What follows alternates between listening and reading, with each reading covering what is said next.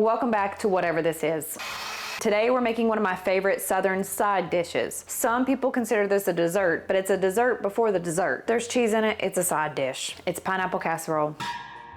And while that's in the hot box, we're going to make a pineapple punch. Hunch punch without the hunch. This is from a church cookbook, Meals Chapel, 1993. If it's still around, it looks like a mighty fine place to worship the Lord. They even have a living Christmas tree. Ever seen one of those?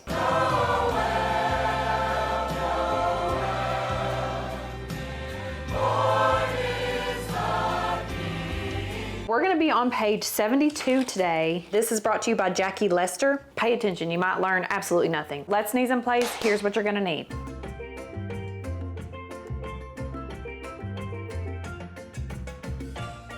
First thing we're gonna do is preheat the hot box. Let's start with draining all pineapple juice in a large jar, large glass. What?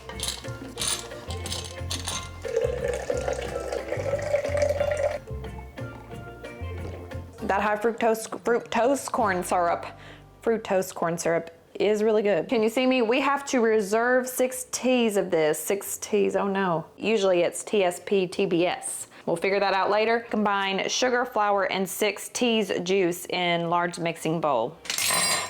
I don't have self-rising flour. We have all-purpose, but I learned today that you can add, were you even listening? Salt and baking powder to regular flour to make self-rising flour. So if you don't have that, you just make your own. What? Ooh, cooking is hard. It says to use a half a teaspoon of baking powder and a scant of salt. What is a scant? A scant is very little of something. Okay, well what? We need a cup of sugar, not keto friendly. Look at this thing, we're off to a terrible start. 6 teas of this. Scant of this salt, and a scant of this baking powder. 6 teas of juice. Now we add pineapple tidbits and the cheese. 2 cups of cheddar, sharp.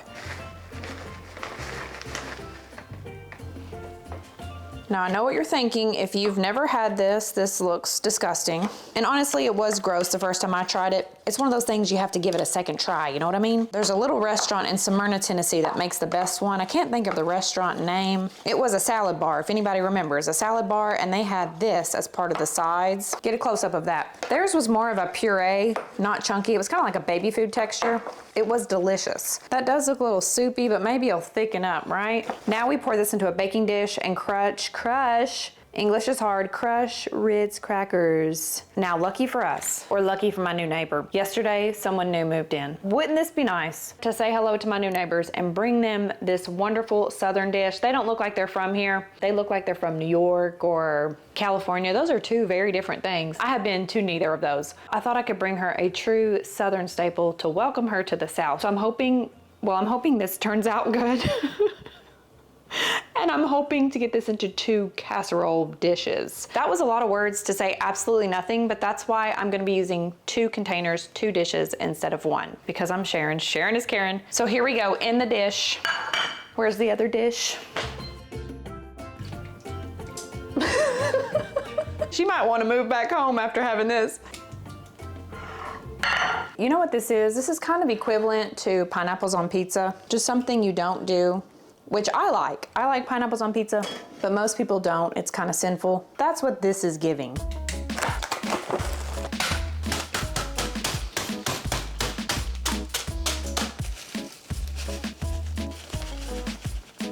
In the radioactive machine goes the margarine. Oh, I have been using this, y'all. Look at this. From the As Seen on TV video, the bacon maker. I love this. Here's the butter, margarine. Get back. Oh, I bet we were supposed to toss these in butter, right? Or vegetable oil.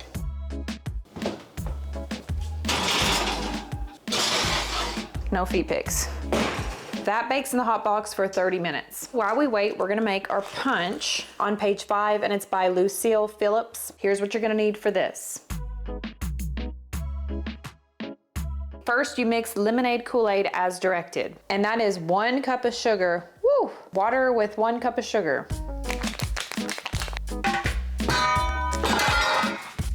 There's the Kool-Aid. It doesn't say how much water.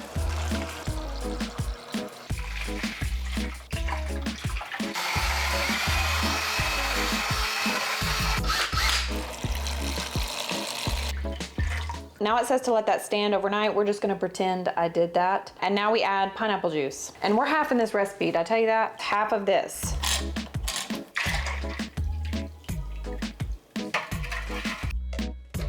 That looks terrible. Now to serve, you add pineapple sherbet, didn't know that was a thing, ginger ale, and this mess into your cup. It's a fancier version of punches we used to have as kids. When you go to like a skating rink birthday party, they'd have the Sprite with the sherbet. This is a fancied up version.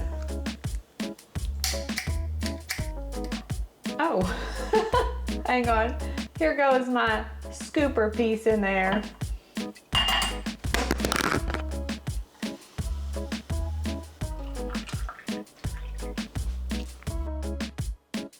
This actually looks nice. What do you think? That is very sweet, but a little sour. From the lemonade, that's actually pretty good. Let's try this pineapple sherbet. What does that taste like? Tastes like sherbet with pineapples. Wow, tell me that again. A description so good, you can almost taste it. I don't know, it just kind of tastes a little plain. It is very sweet. Oh, our stuff is done. That took me 30 minutes? Damn, I am slow. Oh, that looks a little soggy. Hang on, I gotta crank the camera down. I am a one-woman show. This one looks a little soggy. We should probably broil it, right? To make it perk up there. Got it. I like this punch. It would be better with moonshine or leaving out the lemonade packet. It's too much sugar. Maybe just pineapple juice, ginger ale, and sherbet.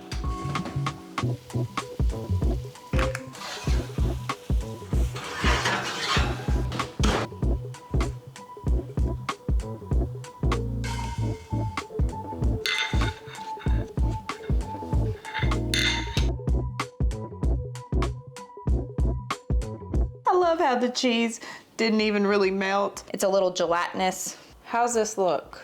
What about now? If we're being honest, it doesn't look great. It does look a little dry. Oh no. Something went wrong here. On a scale of 1 to 10, it's a solid 4. Something is... There's one of my hairs. Delicious. Let's give that to the neighbor. It just doesn't taste like the ones from the restaurant. I think it's the pineapple. What kind of pineapples were those? I think we should have spent the extra $1 and gotten the real pineapples or Dole pineapples. I don't know, it's just not as good as I remember. But you know, we don't waste anything, so I'll be eating this for the next week. Well, it's your fault. Just kidding, it's not your fault. It's Jackie Laster's fault. I don't know what it is. Almost like it needs more salt. It needs salt, I think is what it is. It's not an overly sweet dish. Excuse me. I'm talking to my 3 friends on the internet. It's more of a savory, salty kind of dish. This is not gonna make sense, but kind of like pineapple ham, when you bake a ham and you put pineapples and cherries on it. There's an outer glaze, the maple glaze with the pineapple, a little acidic with the cherry. It's a layer of sweetness, and when you get to the ham, it starts getting salty. Does that make sense? That's kind of how I remember this dish being, and mine is not like that. Mine is overly sweet. But anyway, thanks for being here in the kitchen. You can check out the description box for this wonderful recipes. I'll also link my 2 other channels, very boring, down below. What else? Yeah, I'm here every other Sunday for this cooking for you to learn absolutely nothing. Are we good?